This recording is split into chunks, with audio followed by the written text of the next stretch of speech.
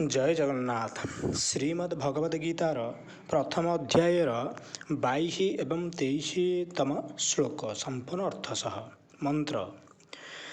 ଯାବଦେତା ନିରୀକ୍ଷେହଂ ଯୋଦ୍ଧୁକାମାନ୍ ଅବସ୍ଥିତାନ୍ କୈର୍ମୟା ସହ ଯୋଦ୍ଧବ୍ୟମସ୍ମିନ୍ ରଣସମୁଦ୍ୟମେ।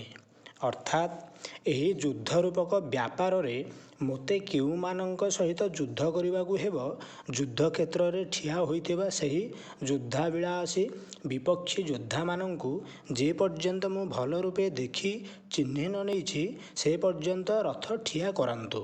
ପ୍ରଶ୍ନ, ଏହି ଶ୍ଲୋକର ସ୍ପଷ୍ଟୀକରଣ କରନ୍ତୁ। ଉତ୍ତର।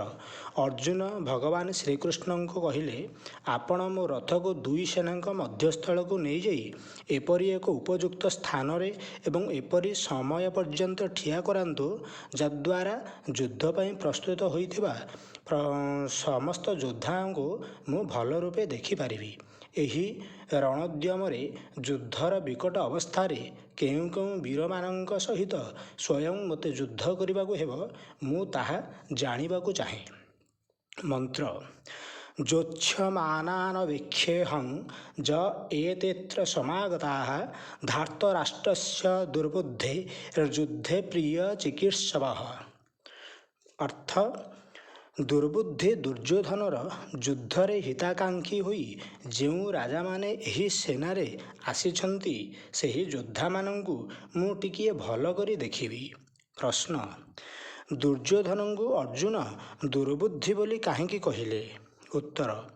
ବନବାସ ତଥା ଅଜ୍ଞାତବାସର 13 ବର୍ଷ ପୂର୍ଣ୍ଣ ହେବା ପରେ ପାଣ୍ଡବମାନଙ୍କୁ ସେମାନଙ୍କ ରାଜ୍ୟ ଫେରାଇ ଦେବାକୁ ସ୍ଥିର ହୋଇଥିଲା ଏବଂ ସେ ପର୍ଯ୍ୟନ୍ତ ତାହା କୌରବମାନଙ୍କ ନିକଟରେ ନ୍ୟାସଭୂତ ହୋଇ ରହିଥିଲା।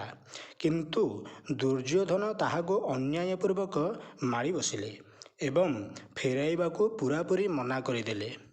ଦୁର୍ଯ୍ୟୋଧନ ପାଣ୍ଡବମାନଙ୍କ ପ୍ରତି ସେ ପର୍ଯ୍ୟନ୍ତ ଅନେକ ଥର ଅନ୍ୟାୟ ତଥା ଅତ୍ୟାଚାର କରି ଆସିଥିଲେ, କିନ୍ତୁ ଏଥରର ଅନ୍ୟାୟ ଅସହ୍ୟ ହୋଇଗଲା। ତାଙ୍କର ଏହି ପାପ ବୁଦ୍ଧି ସ୍ମରଣ କରି ଅର୍ଜୁନ ତାଙ୍କୁ ଦୁର୍ବୁଦ୍ଧି ବୋଲି କହିଲେ। ପ୍ରଶ୍ନ, ଯୁଦ୍ଧରେ ଦୁର୍ଯ୍ୟୋଧନଙ୍କ ହିତ କାମନା କରି ଯେଉଁ ଯେଉଁ ରାଜାମାନେ ତାଙ୍କ ସେନାରେ ଯୋଗ ଦେଇଛନ୍ତି ସେମାନଙ୍କୁ ମୁଁ ଦେଖିବି। ଅର୍ଜୁନଙ୍କର ଏହି କଥାର ଅଭିପ୍ରାୟ କ'ଣ? ଉତ୍ତର। ଏଥିରୁ ଅର୍ଜୁନଙ୍କର ଏହି ଭାବ ପ୍ରତୀତ ହେଉଅଛି, ପାପବୁଦ୍ଧି ଦୁର୍ଯ୍ୟୋଧନର ଅନ୍ୟାୟ ଓ ଅତ୍ୟାଚାର ସାରା ଜଗତରେ ପ୍ରତ୍ୟକ୍ଷ ପ୍ରକଟିତ ହୋଇଛି। ତଥାପି ତାର ମଙ୍ଗଳ କରିବା ଇଚ୍ଛା ନେଇ ଯେଉଁ ରାଜାମାନେ ଏକତ୍ରିତ ହୋଇଛନ୍ତି ସେମାନଙ୍କ ବୁଦ୍ଧି ଯେ ଦୁର୍ଯ୍ୟୋଧନଙ୍କ ବୁଦ୍ଧି ପରି ଦୂଷିତ ହୋଇଯାଇଛି ତାହା ଏଥିରୁ ଜଣାପଡ଼ିଯାଇଛି।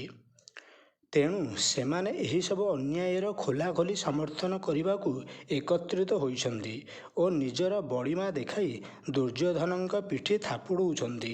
କିନ୍ତୁ ତାଙ୍କ ମଙ୍ଗଳ କରିବାକୁ ଯାଇ ବାସ୍ତବରେ ସେମାନେ ତାଙ୍କର ଅମଙ୍ଗଳ ହିଁ କରୁଛନ୍ତି।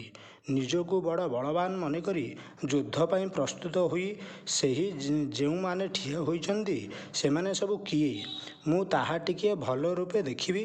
ସେମାନେ କେତେ ବଡ଼ ବୀର ତାହା ଯୁଦ୍ଧସ୍ଥଳରେ ବି ଦେଖିବି ଏବଂ ଅନ୍ୟାୟ ଓ ଅଧର୍ମର ପକ୍ଷ ନେଇଥିବାର ମଜା ଚଖାଇବି। ସମ୍ବନ୍ଧ। ଅର୍ଜୁନ ଏହିପରି କହିବା ପରେ ଭଗବାନ କ'ଣ କଲେ ପରବର୍ତ୍ତୀ 2ଟି ଶ୍ଲୋକରେ ସଞ୍ଜୟ ତାହା ବର୍ଣ୍ଣନା କରୁଛନ୍ତି। ଜୟ ଜଗନ୍ନାଥ।